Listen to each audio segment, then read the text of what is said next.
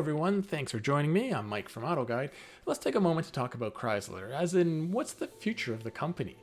The 300 has just been discontinued and they only have one vehicle left, the Pacifica minivan. As successful and profitable as that vehicle is, they can't really survive on just one car, right?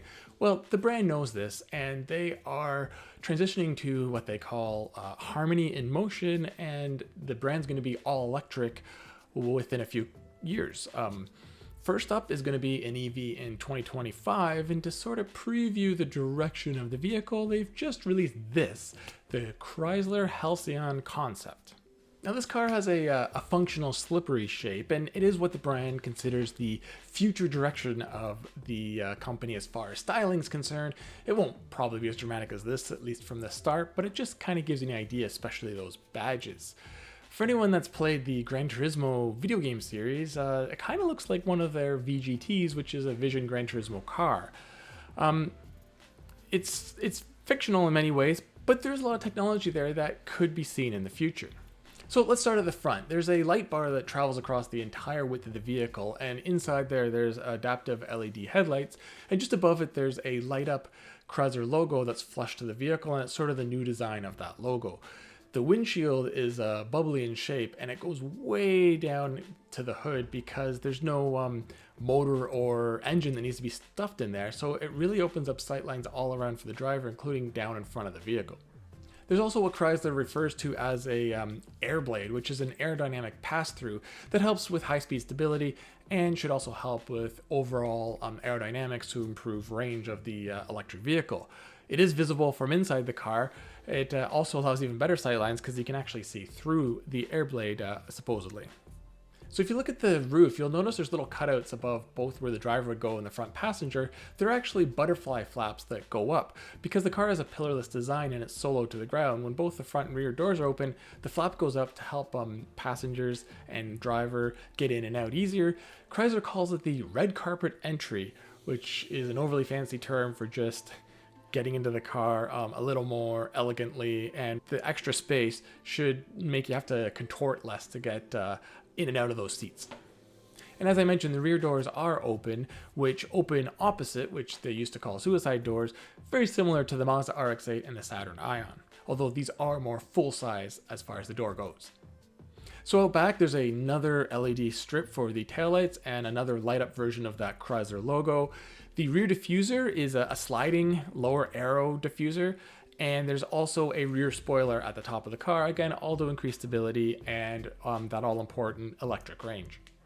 Inside, it's a 2x2 seating setup, and Chrysler claims, as is the trend right now, the interior is made up of 95% recycled materials. Of note, the wing on the steering wheel and some other trim bits are made from recycled CDs. Now, for our younger viewers, CDs are these things we'd spend too much money on to get maybe 16 songs on a little piece of plastic that we'd end up scratching and never be able to use again.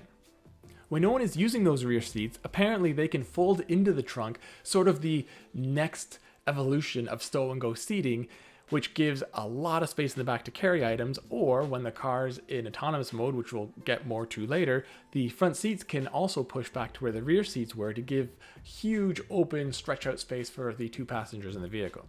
As is the case with a concept car, there's a lot of technology not yet available, but maybe it's not too far off, maybe it's way off. So with the Halcyon, inside, the entire windshield can be a head-up display showing all sorts of information, and there's also a screen in the middle that can be stowed away or popped out that's 15.6 inches in size. It can also rotate from portrait to landscape depending which way you want to use it. Personalization, also massive theme with this car. There's something called Prepare Mode, which is an artificial intelligent assistant that uses the intelligent cabin comfort feature to set the climate control, alert the driver of coming events in their calendar, and provide optimal navigation route using real-time traffic updates. As well, when a driver approaches the Halcyon, there'll be welcome entry mode, which utilizes biometric identification to greet the driver with a customizable LED exterior light animation, personalized interior sound features and exterior sound features, and a custom greeting inside. It's all a little over the top, but it's kind of what people like these days. And while we're kind of talking about personalization and sound, There's also the vehicle somatics, which create sound and vibrations and visuals to make it feel like the car is more connected to the driver, which is something most EVs are missing. How it would work in real life, we're yet to know. Finally, as we're on sort of the tech side, there's a gamification feature which would allow drivers to set up games like identifying key lookouts or points of interest when going through mountain ranges, or if they're on a track, marking their best lap times. So since this is a concept, there's not a lot of info in terms of what's going to power it, how many motors, the horsepower, torque, what the range will be, anything like that. The only info we really got is that it's going to use the Lyten 800 volt lithium sulfur EV battery. Now this is one of those next gen batteries that shouldn't use as many rare materials like nickel, cobalt, or magnesium, and it should be about a 60% reduction in its carbon footprint while hopefully offering even more range. Chrysler also envisions the car using the dynamic wireless power transfer, which basically means the roadway is like a giant wireless charging pad, and as the car drives over it, it gets recharged from the road that's sending electric waves into it. I mean, if every road in North America had this, you're looking at unlimited range on an EV.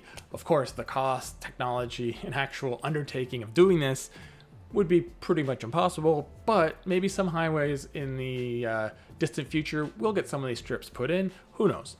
Of course, with any new electric concept, there's always the discussion of autonomous driving, and Chrysler claims this car will have level 4 autonomous driving. That would allow for features like the car driving itself out of a parking garage and meeting you at the sidewalk when you're leaving, say, an office building or a condominium. As well, the glass bubble that sort of surrounds all the passengers can be dimmed and even turned opaque. And since the front seats can fold into like full beds, you could lie back and have an augmented reality stargazing session. Interestingly though, Chrysler also wants the Halcyon to be a driver's EV and not just an autonomous travel pod. So if the driver wants, at a flick of a button, the steering wheel and the pedals will pop back out and they can take full control of the vehicle. There's customizable EV drive modes that can suit their mood, that adjust the air suspension, drive motors, brakes, and all that good stuff. But of course, those less inclined push the button, everything goes away, and they can start to play games or just have a nap or do whatever they want inside. But don't get too excited about experiencing all this new technology or for the vehicle itself, as the Halcyon concept is just that, it is a concept. It's not going to make production anytime soon, but it is a hint at the styling direction for the brand. So it's reason enough to not only think that Chrysler has a future, but one that we can actually get excited for.